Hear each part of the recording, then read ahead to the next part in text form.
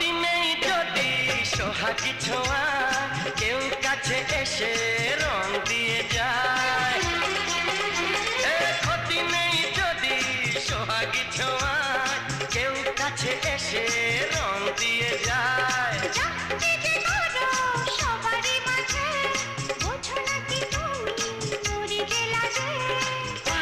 তোমাকে লাগছে দারুণ, আরে না না না না, আজকে তোমার কথা শুনবো না, এমন দিনে ছেড়ে দেব